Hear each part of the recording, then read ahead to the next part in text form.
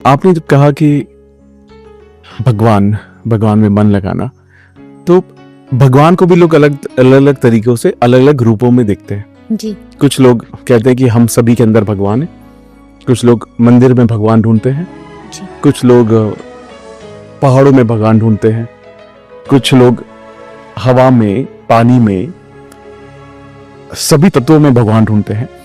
तो मैं जानना चाहता हूँ भगवान है कहाँ और भगवान है क्या? आपके लिए भगवान क्या है? या भगवान, अगर कोई मेरे साथ जो नहीं समझता कि भगवान क्या है और कहाँ है, तो आप क्या जवाब देंगे?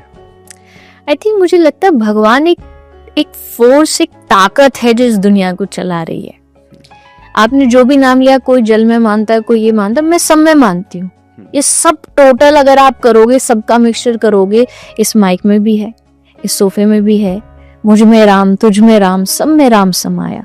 मतलब भगवान कहते हैं मेरी एक सबसे बड़ी कमजोरी कह लीजिए कि मैं कहीं छुप नहीं सकता, क्योंकि कोई जगह ही नहीं है कि जहां मैं ना हूं। मैं पत्ते पत्ते में हूँ, मैं कण कण में हूँ, हर जगह हूँ। जले विष्णु, स्थले विष्णु, विष्णु पर्वत मस्तके।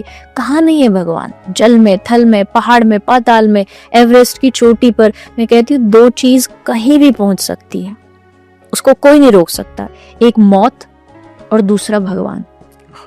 मौत भी कहीं पहुंच जाएगी, समुद्र की गहराई से भी आपको पकड़ के ले आएगी, चोटी से ले आएगी, और भगवान की कृपा भी आपको कहीं भी मिल जाएगी। तो एक पर्टिकुलर जगह बताना कि यहाँ भगवान रहते, नहीं, हमारे अंदर भी है, संसार में भी है।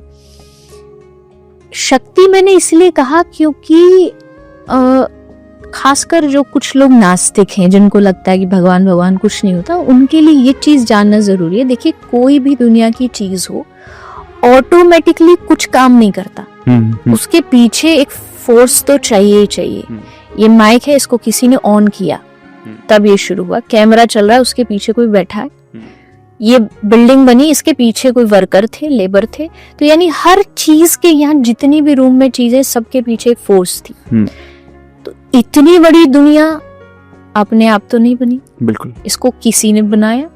किसने बनाया, उसको खोजना ही मनुष्य जीवन का लक्ष्य है। और जब आप खोजते खोजते खोजते लास्ट तक जाओगे ना, जैसे ये मटेरियल कहाँ से आया, अच्छा उस फैक्ट्री, वो फैक्ट्री कहाँ से आई, ऐसे करते करते जब आप लास्ट तक जाओगे तो आपको ये पता लगेगा वो फोर्स भगवान ही होगा, वो ईश्वरी है, जहाँ से सबकी शुरुआत होती है। आदि भी वही है, मध्य भी वही है, अंत भी वही है।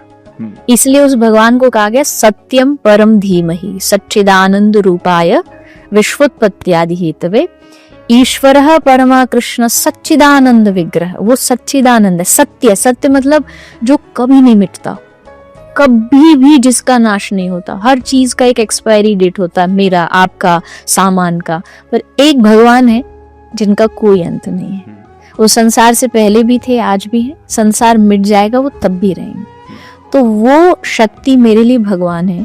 मेरी वाणी निकल पा रही है, मैं बोल पा रही हूँ, इसके पीछे भी भगवान ही है, वो शक्ति है। अब इससे होगा क्या? ये मानने से आपको बहुत बल मिलेगा, स्ट्रेंथ मिलेगी। क्योंकि जब आप घबराते हैं, जब आप स्ट्रेस होते हैं, जब आप परेशान होते हैं, किसी की हिदायतें काम नहीं आती, किसी के दिलासे काम नहीं आते।